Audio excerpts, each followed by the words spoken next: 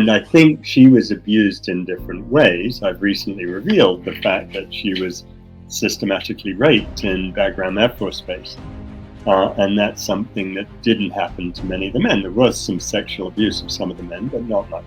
The US government was using children who they pretended at least were her children to abuse them in front of her. She is begging her captors to save her dinner, to give it to Ahmed because she's afraid he's being tortured and he'll need her dinner because the Pakistan government needs to get her out of that prison. That prison has tormented her and has tormented her for 13 years now. But what I'm afraid about is that the Pakistan government is just going to give that to them as part of some deal to get more arms or more whatever, and not to get Afia. Because the Americans take the position, or have taken the position, that the two cases are very different. Would you rather get up every morning thinking, I'm a corporate lawyer, I'm going to go and waste my day doing something totally pointless for some useless corporation, it's just an argument about money? Or would you rather spend the day trying to help? So, Clive, what motivated you to be an activist, to be a human rights lawyer? This is just for my understanding and for my audience. Well, I hate to tell you, it's Faisal, right? Yeah, Faisal. Faisal, I'm afraid I've just written a book about that. I don't say you should pay good money for it. I wouldn't. I'll send you a copy. But what motivated me were two things. One is my father was what we refer to as mentally ill. He was bipolar. He was a very difficult person. And when I was a child, everyone thought he was a fraud and all the rest of it. And I knew he wasn't. I knew he believed all the crazy things that he used to say. I mean, for example, when I was 7 years old, he gave me £200 and told me to buzz off and go live by myself because he said I was too young and naive. And Dad would do things like that all the time. And I found myself defending him all the time to people who thought he was fraudulent because he wasn't. But at the same time, my mother, who had the good sense to divorce him when I was quite young, was immensely sympathetic to my father and insisted that we as the three children were supportive of him. And my mother was a saint. And she constantly told me that as an old privileged white male, then a young privileged white male, that it was my duty to go around the world and help people who were less privileged. And let's face it, Faisal, when your mum tells you to do that, you better do it. So that's really right. I was just recently talking to my mom, and and I can I have the idea. You have to do what your mother tells you. I hope you are. What did she tell you? Yes, you're 100% right. So before going on Afia's case, how did you take that case? Well, I was in Karachi, and because I just fortunately got the Rabbani brothers and Saifullah Paracha out of Guantanamo. And foolishly, I was thinking, well, that's great. That's three people I won't have to represent anymore. And that was when Fawzia asked me again, Afia Siddiqui, Afia's sister, if I would take the case on. And she'd asked me before, and I'd just been too busy and said I couldn't. But this time I was going to Guantanamo and I was going to Texas on a death penalty case. And because Afia was there, I really had no good reason to refuse to go see her. So I told Fawzia I'd go and see Afia. And I went to see her in January of this year. And, when you meet Afia, you suddenly see the human being who's being tormented. And it then becomes very difficult, indeed heartless, not to agree to help her. So, at that point, I thought I had a little extra time. So I took her case on, only to discover that it sucks up all of my time. But that's fine. That's what we're here for. So that's okay. In some of your writings, you have said that this case is quite different than the others you have worked on. So how is it different than the others? Well, it's different first in the sense that she's a woman. And, there have been lots of people. I've represented over 100 who have been tortured and abused in the dreadfully misguided US war on terror. But very few women, indeed Afia is really the only woman who notoriously has gone through the rendition to torture program that the CIA had. And I think she was abused in different ways. I've recently revealed the fact that she was systematically raped in Bagram Air Force Base. And that's something that didn't happen to many of the men. There was some sexual abuse of some of the men, but not much. But really what sets her apart beyond anything else is what was done to her children. Because there were no other prisoners in all the time I've done this who were abducted with their children. And in this case, Afia had her 3 kids along, and there was Suleiman, 6 months. There was Mariam, who was then 3, and Ahmed, who was just 6. And so the first thing they did was drop Suleiman, apparently on his head. It's never been confirmed, but we assume that Suleiman was killed. I mean, that's horrendous, right? Any parent, I've got a son, and any parent who even hears that is going to be shocked. But somehow what happened to the other 2 children was almost worse. You know, one can accept that people make mistakes, and however awful those mistakes are, one can, you know, perhaps understand that it maybe happened.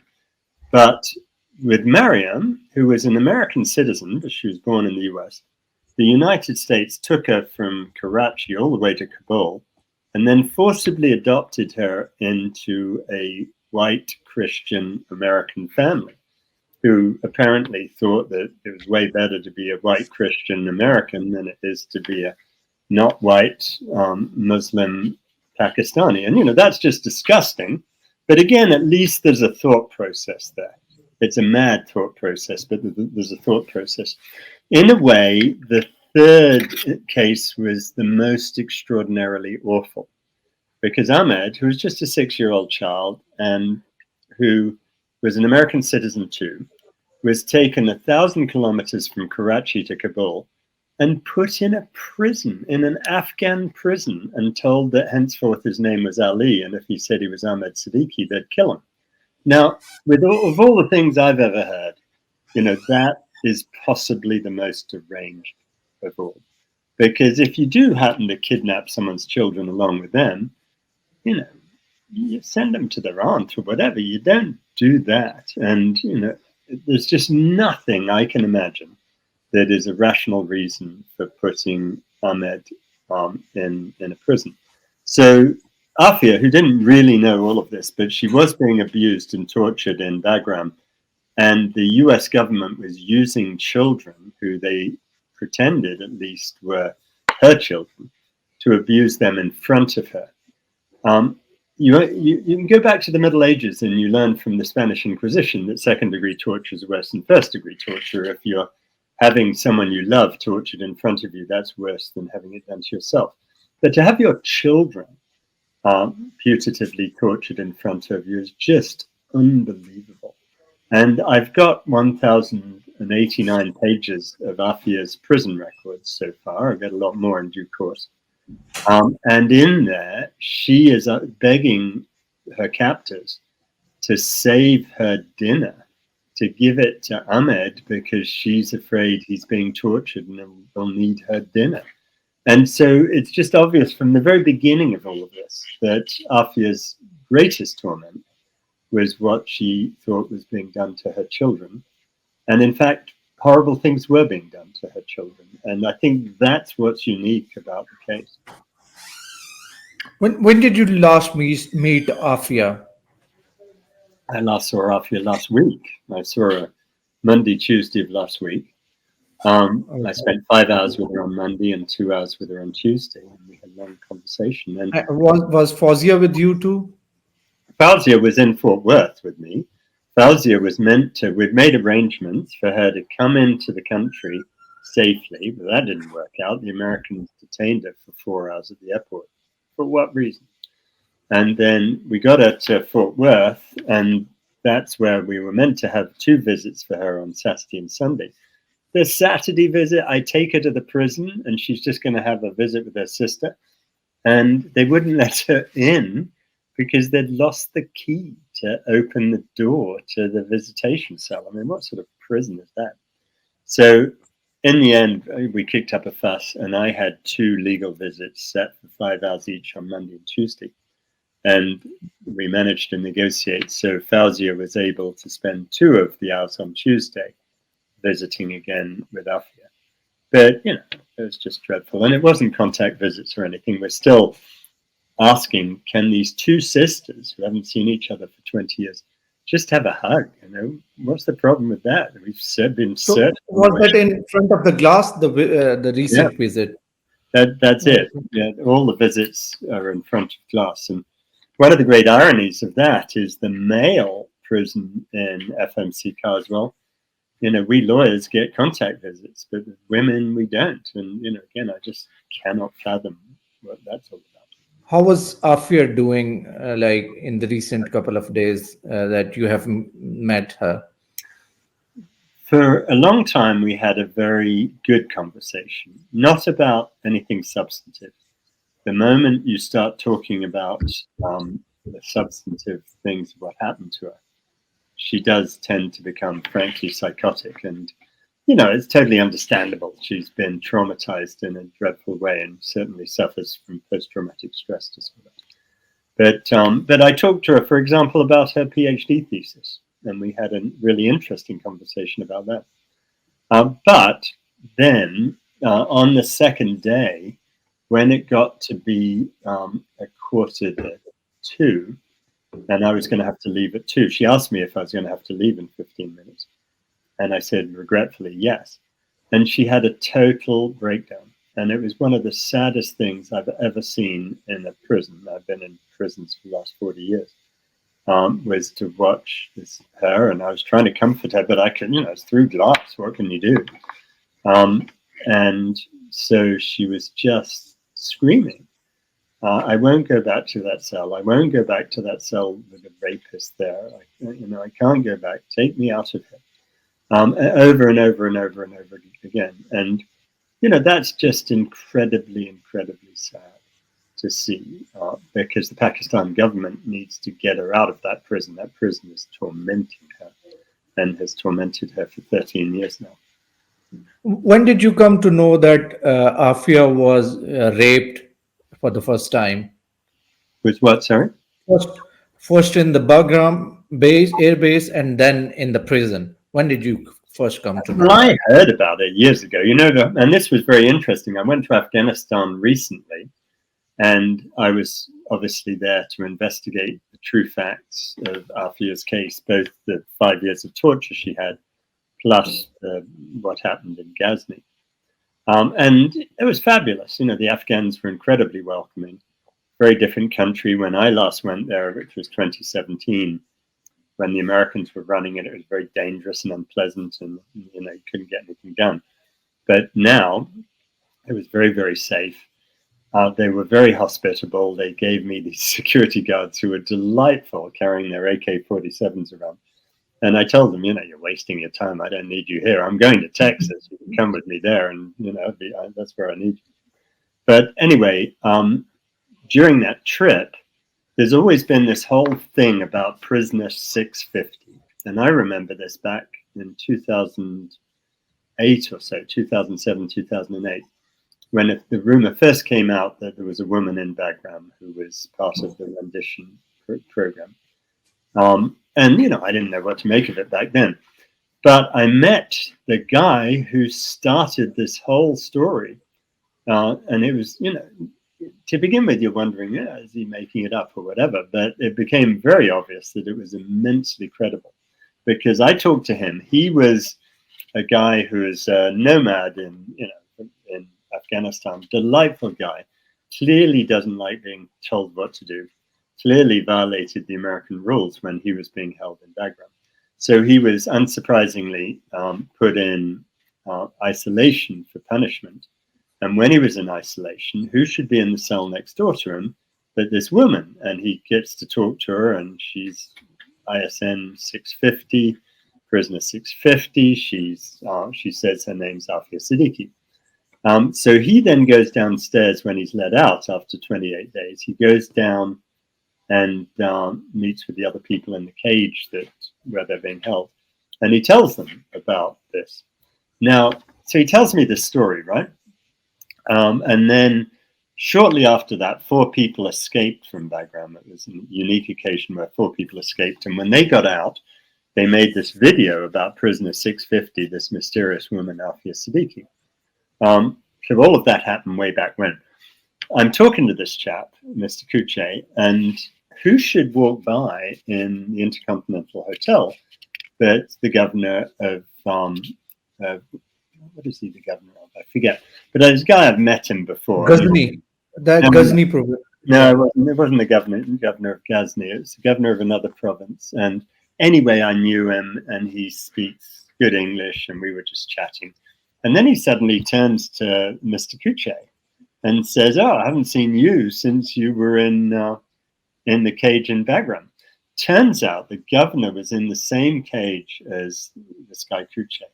And the governor says, yes, he told me at the time about this whole prisoner 650 business and about Afia Siddiqui. So, you've suddenly got something that is proof positive that all of this happened back when in 2008. And so that's the first absolutely concrete proof that Afia was actually in Bagram being tortured for 5 years, instead of all this nonsense we've heard about her wandering around, supposedly on the run from the United States, which is just a big lie. Okay, all right. So you have found that incredible information, evidence. Do you think that the case, there would be a retrial of that case? Well, I got a lot more enough on that you have. because Sorry? the actual crime alleged against Afia happened in Ghazni. After she was kicked out of Bagram, she was then told to go to Ghazni to pick up her daughter Mariam, and then she could go back to Pakistan, all of which turned out to be a setup and a falsehood. So she went to Ghazni with a child called Isan Ali, who was meant to be her son Ahmed, but wasn't. So poor Afia had been told this was her son, and if she went to Ghazni, she could get her daughter. And again, this is something the Americans have obviously denied. But I went to Ghazni, and it's 150k southwest of Kabul. And the people there, I was told no one will talk to you. Well, they did. Everyone talked to me. And everyone told me the same story, which was how she sat under this tree outside a mosque for 6 or 7 hours, hoping that Mariam was going to be brought to her. Then the local militia came charging in with their AK-47s. And they were just going to kill her. And I met the tailor, this delightful guy called Ajmal Mohammadi, who had been talking to her because he was a guy who spoke Urdu and she spoke Urdu. She didn't speak Farsi or Dari. And so he had been talking to her. He knew who she was. When these guys come busting in saying she's a suicide bomber, he says, no, she's not. But they dressed the boy up in a jacket with 4 bits of fruit in the pockets, on the front pockets, that made him look like a suicide bomber. And someone had called that in, and they were going to shoot her. And it's only thanks to Ajmal, I think, that she wasn't shot. And so then she's dragged off and taken to the police headquarters. And that's where later on the Americans come to try and get her again and take her back to Bagram. And the American version of the story is that she reached for a gun that one of them had put on the ground, which was total nonsense. What really happened was that she was behind a curtain in a room when the Americans come in.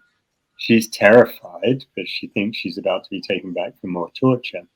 And she peeps around the curtain. The Americans see her and freak out and say she's on the loose and shoot her. And then they had to make up a story to justify what they've done. So that's what really happened. Now, this evidence will be helpful in terms of proving what we need to prove in the American court, but it's going to be very difficult because they've got their conviction, and it's actually very hard to get a conviction thrown out in the US. Okay, all right. So, I have read your article. It was published in Dawn today, and you have talked in that article. You have talked about swapping of the prisoners, Dr. Shakil Afridi, who was involved in the assassination of Osama bin Laden in Abbottabad, Pakistan, with Dr. Afia Siddiqui. And you have also explained there, and what the government of Pakistan role can what role government of Pakistan can play in that. So what do you propose? Well, I think this is just the obvious solution, isn't it? The Americans want Dr. Shakil Afridi. President Biden particularly wants him because if you remember back when the Obama administration killed bin Laden, then you remember that famous picture where they're all sitting around in a room looking up at a television screen, you know, earnestly watching as the news comes in that bin Laden has been assassinated. And Biden was vice president then, and so it's obviously a big deal for him. And he can look tough on terror and say, you know, we've helped the guy out who helped us kill bin Laden. So it's something the Americans have wanted for a long time, and I've met with. And it is something that they can use in the election campaign. Exactly. But what I'm afraid about is that the Pakistan government is just going to give that to them as part of some deal to get more arms or more whatever. And not to get Afia. Because the Americans take the position, or have taken the position, that the two cases are very different. Yeah, they are very different. You know, you're dealing with Afia Siddiqui, who didn't do anything and who we tortured, who should clearly be let go. Now, whatever about Dr. Afridi, from the Pakistan perspective, he's a traitor. And, you know, he's been facing the death penalty in KPK most recently. So they're different, but they're not different in the way the Americans like to say. They're different in a way that favors Afia. And I hope to goodness that the Pakistan government is going to do the right thing. Something's in the works because KPK High Court recently restored travel rights to Dr. Afridi's family. And, you know, that's right and proper. I've got no problem with that. But it does look as if the Pakistan authorities are looking to turn him over to the Americans. And I sincerely hope they're not going to betray Afia again, as they did with Raymond Davis, where you'll remember Raymond Davis killed 3 people and was just sent back to America after paying some money. Well, he killed 3 people and Afia was shot herself. She didn't kill anyone. And the Pakistan government should have insisted on the swap then. I hope they will now.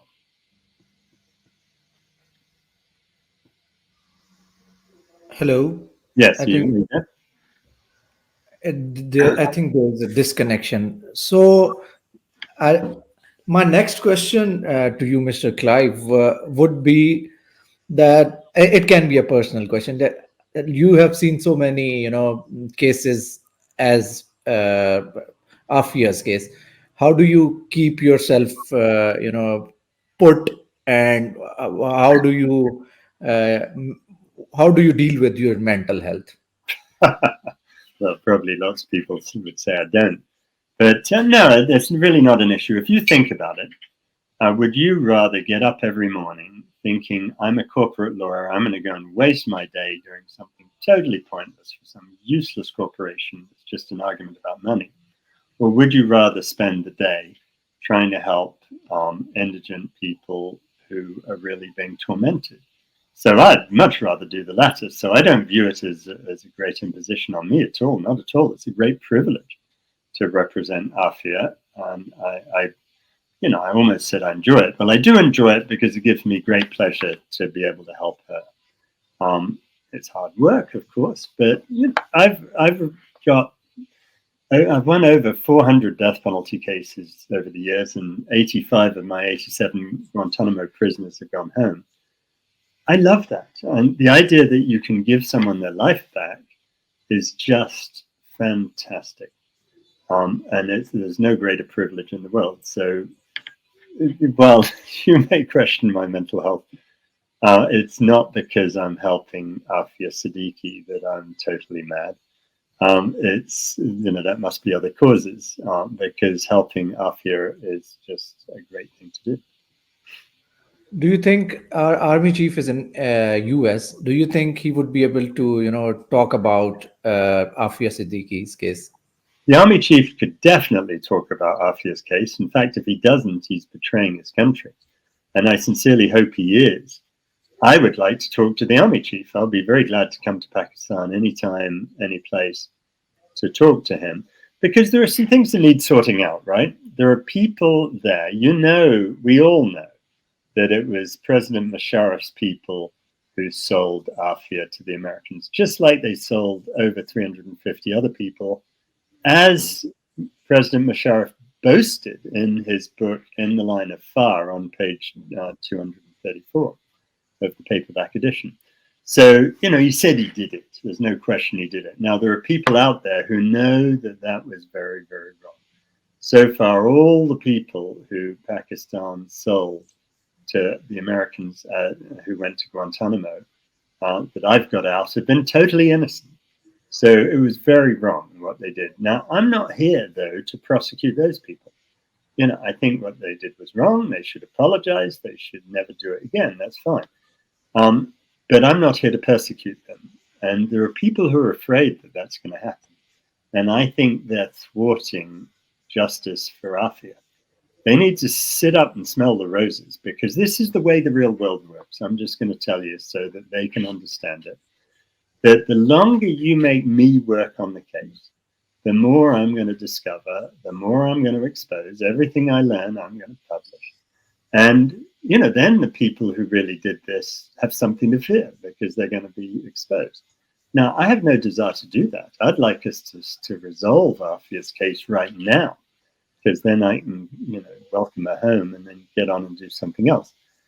But people who are opposing justice for Afia are exposing themselves to the potential for being culpable. And, they don't want to do that. So let's not do that.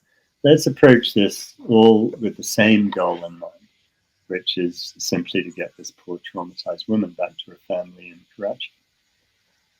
Yesterday night, I was talking to Zachary Foster, and he is a Palestinian rights activist.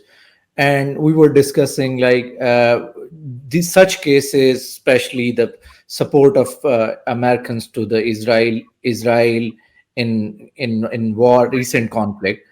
The moral standing of United States is being heard. So with these cases, as you have mentioned yourself, that these are the innocent people, don't you think that as you have collected enough information, as the common people do know in Pakistan, that the Afia Siddiqui is innocent, the moral standing of the United States is being questioned right now.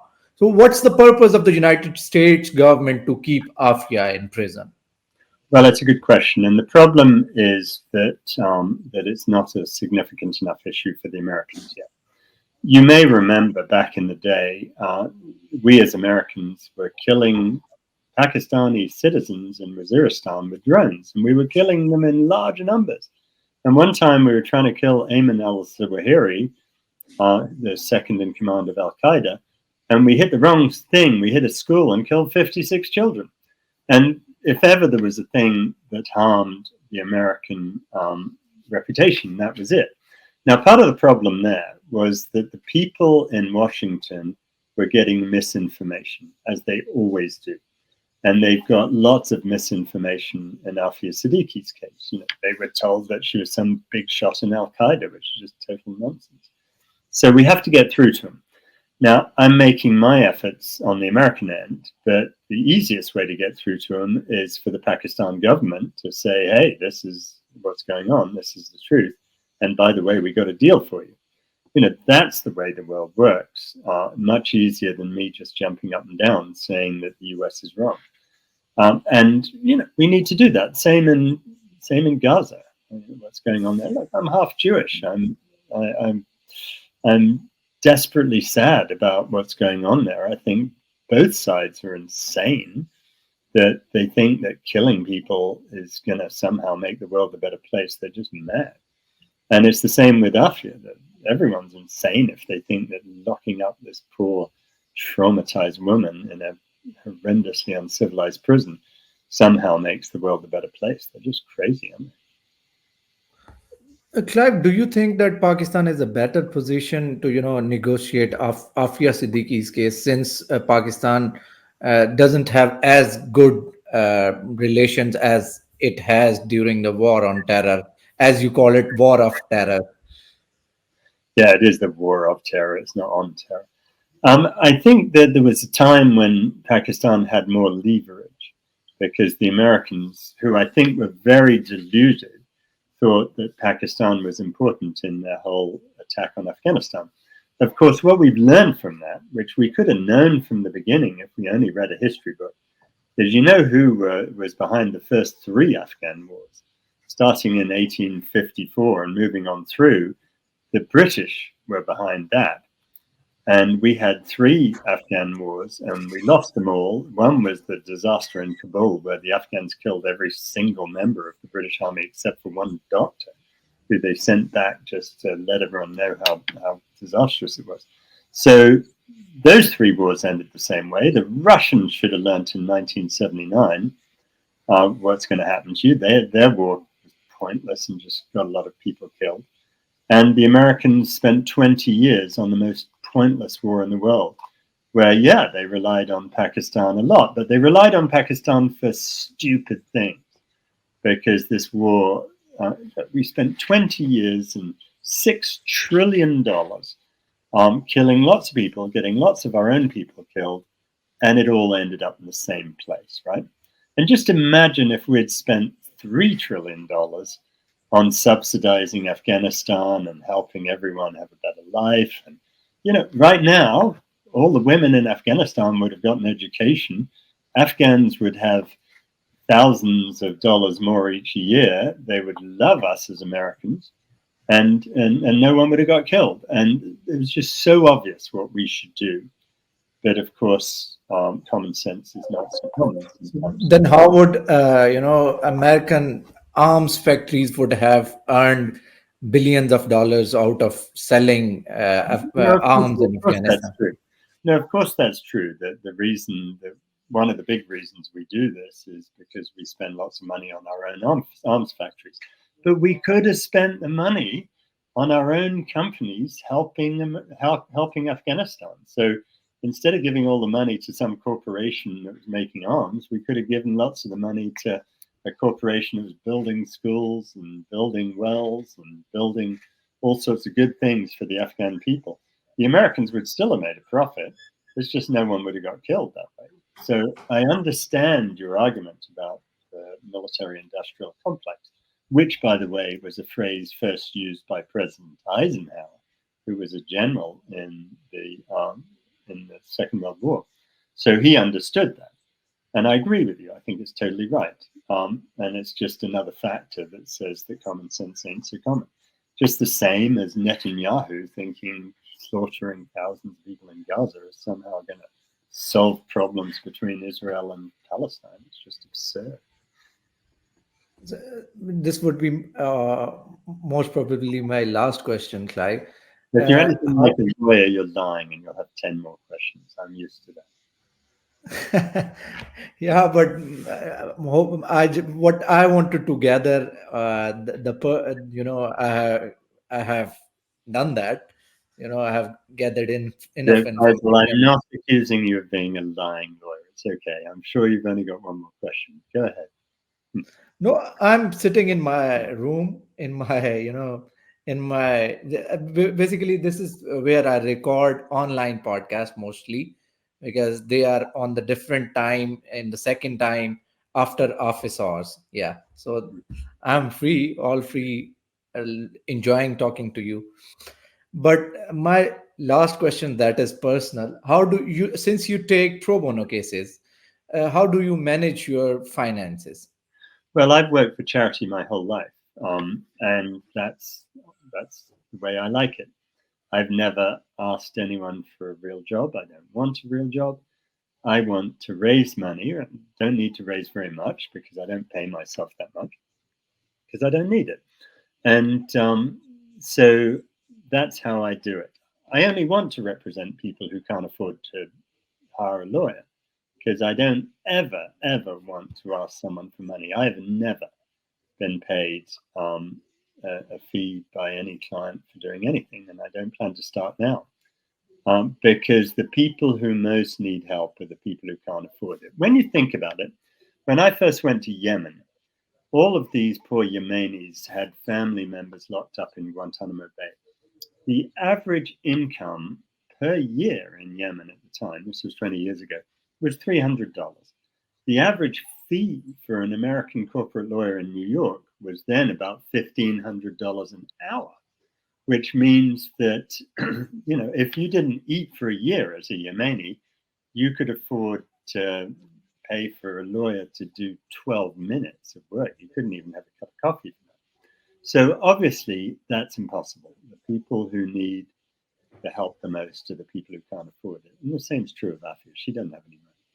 So, that's what we have to do. We have to do it charitably. I raise funds, not a huge amount each year, but that's, I have a mother-in-law who tells me that all the money we have when we're doing this work is held in trust for the people we're trying to help. So we have to be incredibly efficient and not spend it on ourselves. And that's fine. I don't want to be rich. What's the point? My dad was rich before he bankrupted everything. And I remember what it was like growing up when we had lots of money. And actually, I'm much happier without that. So that's fine. Okay. When do you plan to come to Pakistan? Well, I'd love to come. I got a visa. I had planned to come when I went to Afghanistan, but I got so caught up in Afghanistan, I didn't have time. I hope to come in February, because I really need to come. And I've got to go back to Afghanistan too. So I hope to be there in February. Okay. Thank you so much, Clive, for your time. Okay. I really enjoyed this conversation. Hopefully, this would reach to the wider audience and, Well, I hope so. pressurize them. When you finish putting it together, send me the link and I'll spread it around.